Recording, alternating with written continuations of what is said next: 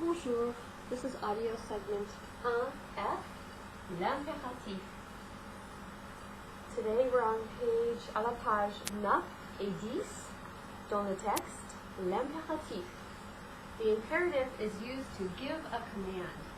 Since we all like telling other people what to do, this is very handy because you can command people, you can tell people what to do by using this form of the verb. Let's look at some examples. Let me get this first one up here. You can say, tu manges du chocolat. You eat chocolate. But what if I want to tell my friend, eat chocolate? Then I'm going to drop the tu. I'm going to use the verb by itself. I'm also going to drop the s on the tu form. Mange du chocolat. Eat chocolate. What happens if I'm talking to a group of people, or maybe the president has come by and I need to talk to him about taking the bus? So I have, vous prenez l'autobus, you take the bus. You, all of you, or you, Mr. President. But then I want to just tell him, take the bus. It's easier, or it's cheaper. Or I want to tell my friends, you take the bus, take the bus. So we drop vous, and we use prenez by itself. We don't have to do anything to the ending. We only change the ending in ER verbs in the tu form. Okay? And then I'm telling the president or my friends, take the bus. We do the exact same thing in English. You eat chocolate, eat chocolate. You take the bus, take the bus. It's the exact same thing, makes it simple. The only thing to remember is, in the tu form, in ER verbs, the S is dropped. In ER verbs only, and with the tu form only. Okay, there's one more thing you can do with the imperative. It's not giving a command. In this case, we can use the new form of the verb to make a suggestion.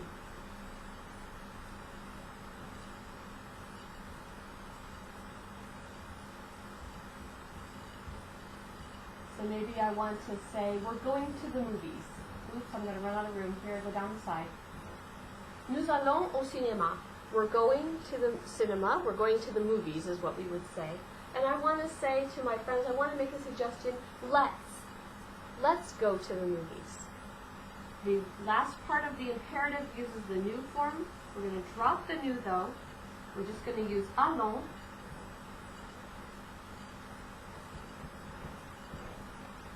And that is going to give us allons au cinéma, let's go to the movies. So when we use the new form, it adds this little let's suggestion onto the imperative. So to review, we have the tu and the vous form used without the tu or the vous to give an order. Go here, do this, just the verb by itself. When I want to make a suggestion, though, let's do something, then we're going to use the new form, drop the new, just use the verb by itself. That's the imperative in a nutshell. There are a lot of irregular imperatives, and there are a lot of other, maybe not a lot, but there are a couple other changes that you would want to be aware of. So read through your textbook carefully, and also make good use of that verb chart that you have at the back of the book. And let's go through an exercise to practice a little bit. We're going to go through exercise K on page 10, exercice K, à la page 10. And again, stop this and do the exercise first, and then check your answers with me, and we'll talk it through. Mettez les phrases suivantes à la deuxième personne du singulier de l'impératif. And in parentheses it says tu, because the second person of the singular of the imperative is the tu form. So in English, those directions are put the following phrases in the second person singular of the imperative, which is the form tu. They're going to give us the vous form, modèle, parlez plus fort, speak louder. And we're going to change it to the tu form, parle plus fort. Notice the S is dropped from the tu form because this is an ER verb. Or faites attention. Remember the verb faire? Look it up in your irregular chart if you need to make or to do. In this case, with attention, it means pay attention. Faites attention is the vous form. So now we're looking at the tu form as your answer. Fais attention. Fais attention. So you have an S there because it's only in the ER verbs that the S is dropped in the tu form. All right, let's look at numéro 1. Apportez ce pain et ce miel à grand-mère. Take this bread and this honey to grandmother. We want to change apporter to the tu form. It's a regular ER verb. Apporte, no S, drop the S. Apporte ce pain et ce miel à grand-mère. I'm giving you a pause there so you can repeat that after me. Take the time to repeat the phrases after me to practice your pronunciation. And that was, take this bread and this honey to grandmother. Numéro 2. Choisissez un panier. Choose a basket. This is the verb choisir. It's an IR. So for the tu form, do we drop the S? No, it's an IR verb. Choisis un panier. Choose a basket. That's the tu form. Numéro 3. Allez directement chez grand-mère. Go directly to grandmother's house. Or maybe we would say straight. Go straight to grandmother's house. And this is the verb aller. It's an irregular. The tu form. This is our one exception. I'm sorry, it's not an exception because aller is an ER verb. It's an irregular ER verb in its conjugation, but it is regular in that it drops the S in the imperative in the command form. So we have va directement chez grand-mère. Go directly to grandmother's house. Let me take a small pause here. When we said number 1, apportez ce pain et ce miel à grand-mère, and then we changed it to apporte ce pain et ce miel à grand-mère, did it change our translation in English? I hope you said no. It does not change our form in English. We still say it the same way. Bring some bread and some honey to grandmother, you all, vous. Or if I'm just talking to Little Red Riding Hood herself and I say apporte, I would still in English say bring that to grandmother's.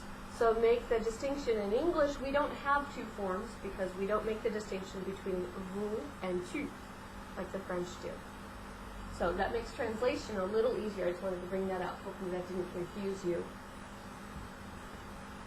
We translate it exactly the same even though there's two different forms in French. It means the same thing in French too. You just have to have two different forms because you have tu and you have vous. Let's look at numéro 4. Prenez le bon chemin.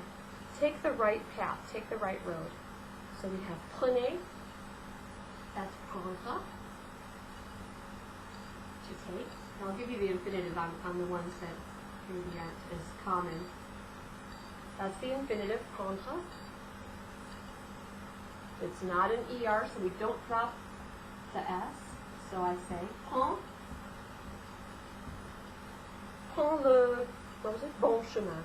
Prends le bon chemin. Take the right path. Numéro 5. Frapper à la porte.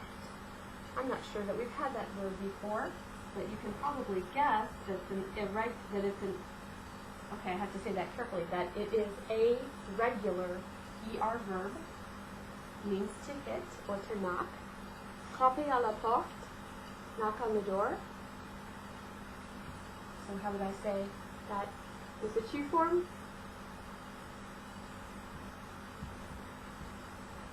Frappe. No S. Frappe à la porte. Knock on the door. Numéro 6.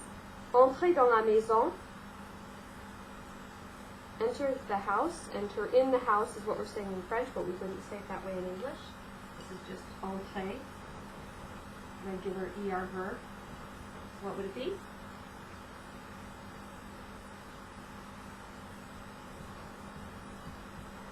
Entre, no S. The regular ER. So we drop the S. We might even say, come in. Enter in the house. We would just say, come in. Numéro 7. Mettez le panier sur la table. This is the verb mettre, to place or to put. So what would the true form be then?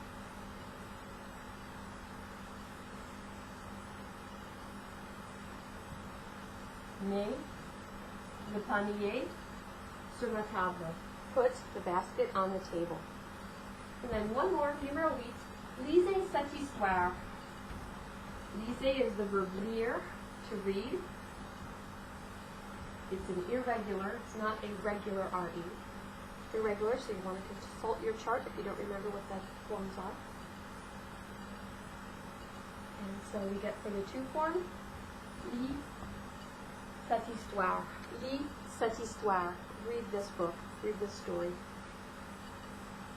Okay, take a minute to go through lire and dire and écrire. Those are all in the same family. They have similar conjugations, and they're used quite a bit. Lire is to read. Dire is to say or to tell. And écrire is to write. So since you're already working on lire, go ahead and just glance at those conjugations for dire and écrire. Okay, that's l'impératif. And that's the end of the segment. Au revoir.